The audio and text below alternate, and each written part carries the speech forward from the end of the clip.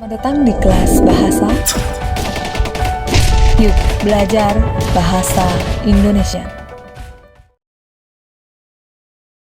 Assalamualaikum warahmatullahi wabarakatuh. Halo adik-adik, kembali lagi berjumpa dengan saya, Bu Asisah, dalam pembelajaran bahasa Indonesia.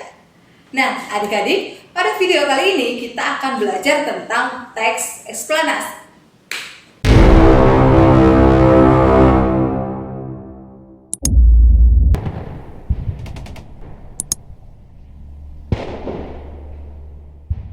Tahukah kalian apa itu teks eksplanasi? Teks eksplanasi adalah teks yang berisi tentang proses mengapa dan bagaimana kejadian-kejadian alam, sosial, budaya, dan sebagainya bisa terjadi.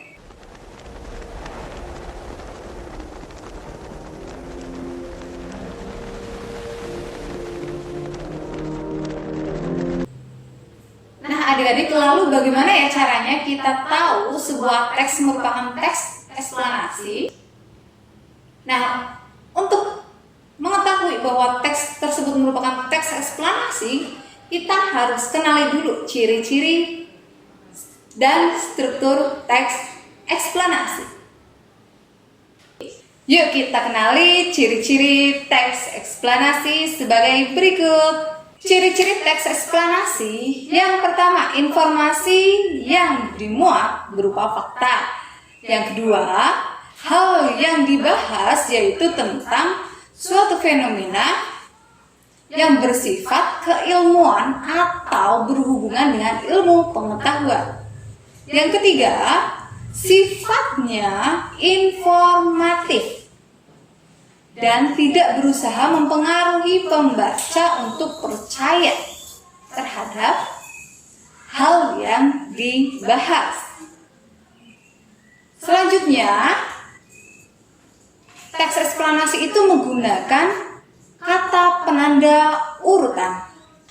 Dan teks eksplanasi itu lebih fokus pada hal yang umum,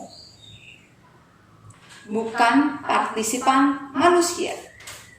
Contohnya tsunami, banjir, gempa bumi, hujan, dan sebagainya. Nah adik-adik, selanjutnya mari kita bahas jenis-jenis teks eksplanasi.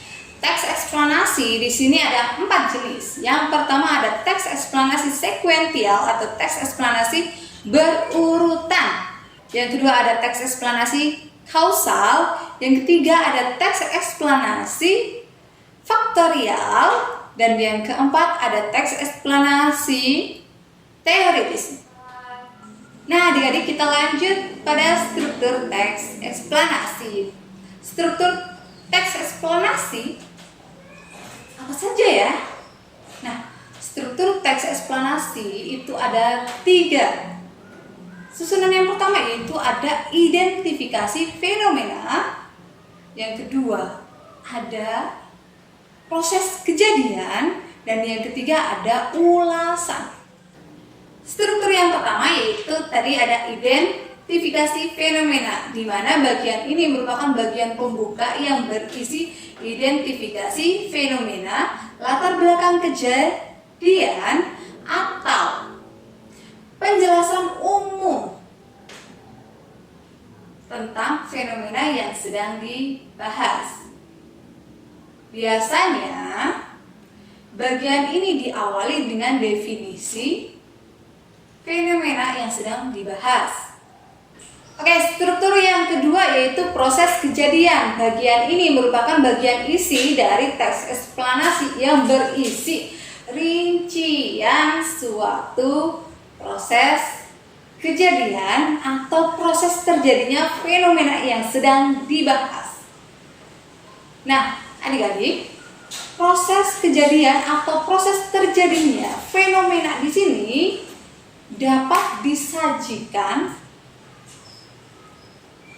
secara kronologis atau berdasarkan urutan waktu dari awal sampai akhir. Selain itu juga bisa disajikan berdasarkan hubungan sebab akibat. Oke, sampai di sini sudah paham ya? Kita lanjut pada struktur yang ketiga. Berikutnya yaitu ada ulasan. Ulasan ini merupakan bagian penutup dari teks eksplanasi. Nah, adik-adik, di sini pada bagian ulasan ini biasanya berisi penilaian atau komentar penulis tentang konsekuensi atau akibat dari proses kejadian yang telah dibahas. Nah, adik-adik, biasanya pada bagian ini juga berisi tanggapan penulis yang berupa saran atau masukan terkait dengan fenomena yang dibahas. Nah, adik-adik, jika ada materi yang belum kalian pahami terkait dengan isi video ini, silakan kalian tanyakan pada kolom komentar video ini. Jika video ini bermanfaat untuk kalian, silakan kalian klik like, subscribe, dan share kepada teman-teman kalian. Sekian dari saya. Terima kasih. Wassalamualaikum warahmatullahi wabarakatuh.